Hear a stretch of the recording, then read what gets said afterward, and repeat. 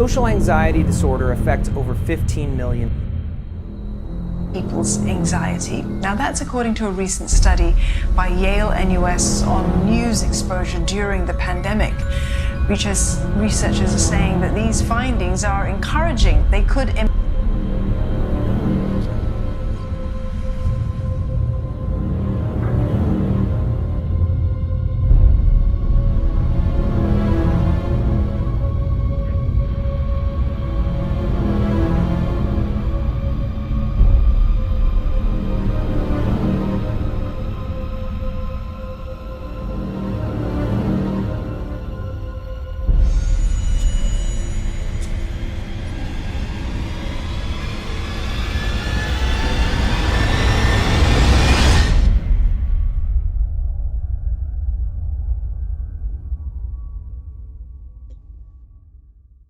Assalamualaikum dan selamat sejahtera. Saya Siti Mulira dan rakan-rakan saya Kristina Adia, Ifwan Amzah, Anik Daniel dan Iskandar Zulkarnain dari kumpulan The Thinker Bell akan membentangkan tentang tajuk kami iaitu masalah kebimbangan melampau anxiety dalam kalangan masyarakat di Malaysia. Kebimbangan melampau merujuk kepada reaksi emosi yang pada kebiasaannya dialami oleh individu dalam keadaan apabila seseorang itu merasakan dirinya terancam. Dalam situasi tertentu, kebimbangan dianggap sebagai normal, seperti kebimbangan seorang graduan universiti yang akan menghadiri sesi temuduga bagi sesuatu jawatan.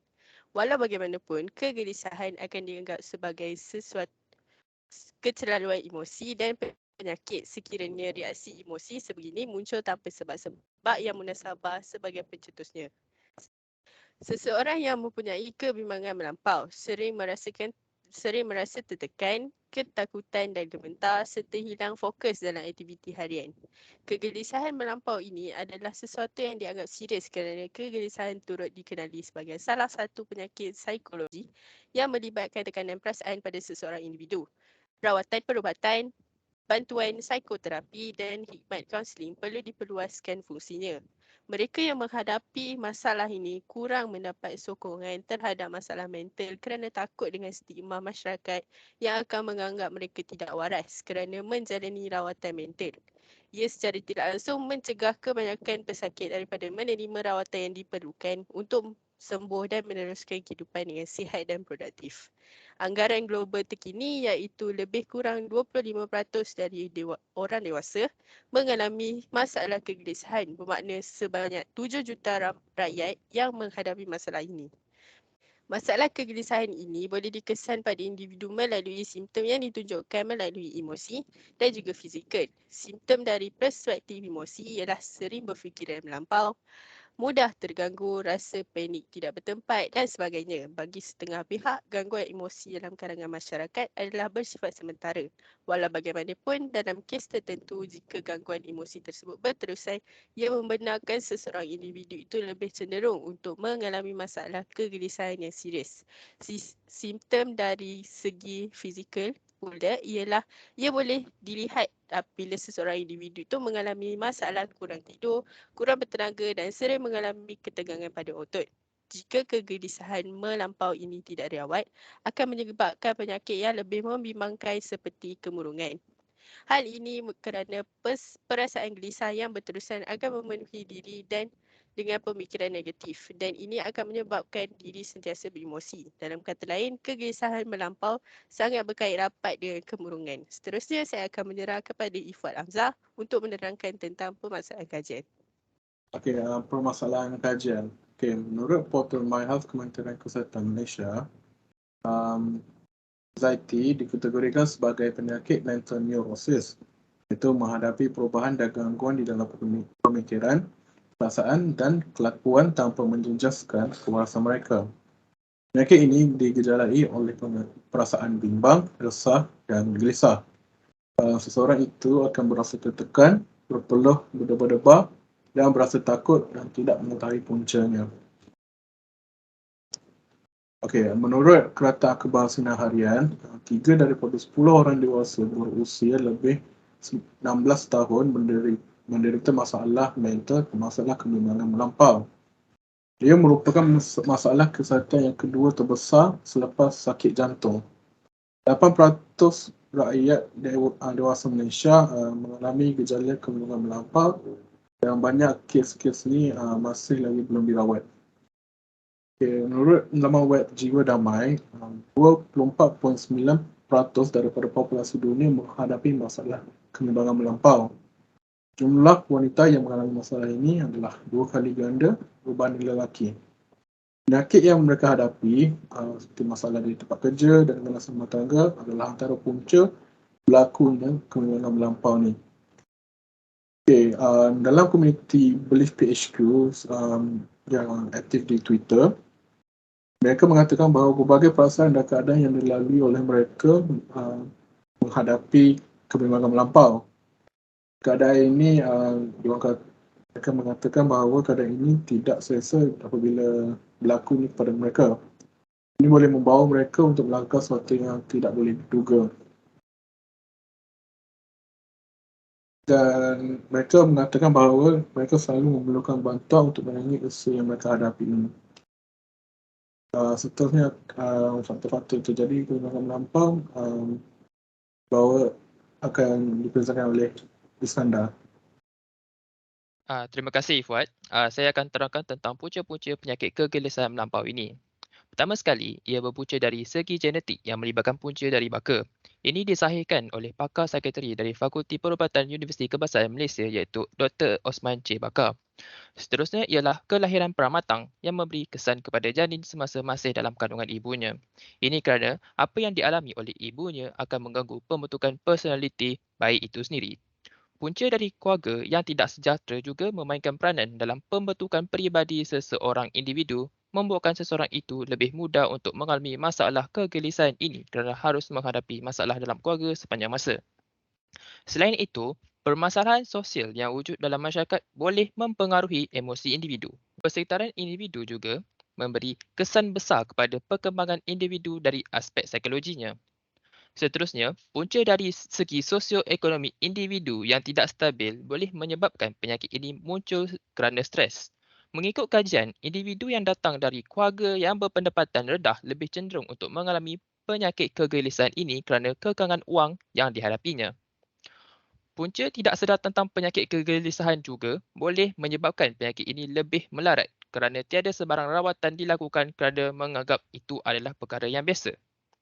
Bukan itu saja, punca berkaitan kesukaran untuk merawat secara kendiri juga boleh menyebabkan penyakit ini terus menyerang pesakitnya sehingga menjadi parah.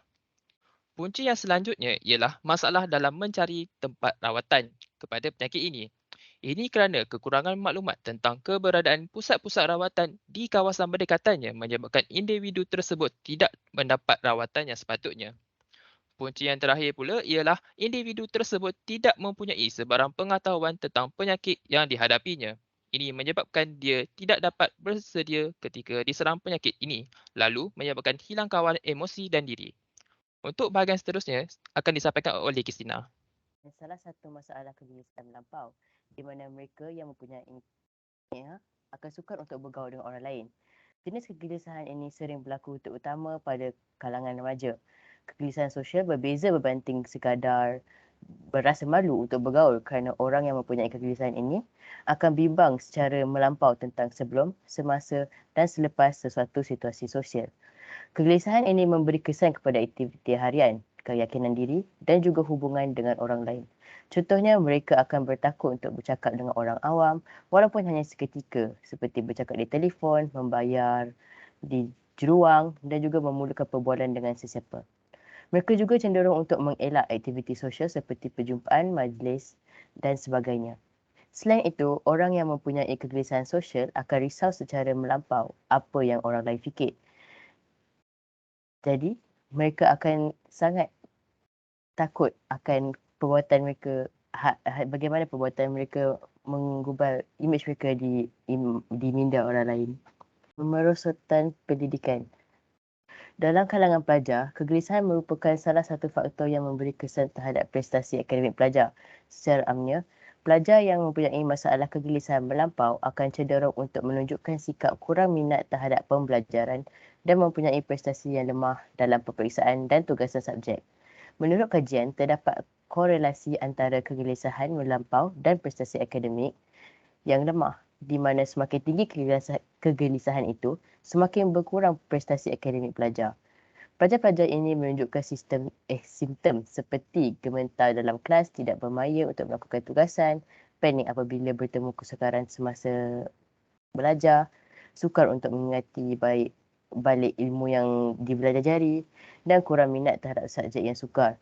Kegelisahan melampau mempengaruhi pelajar dari segi memori kerja, iaitu keupayaan otak untuk menyimpan memori terhad yang tersedia cukup lama untuk menggunakannya.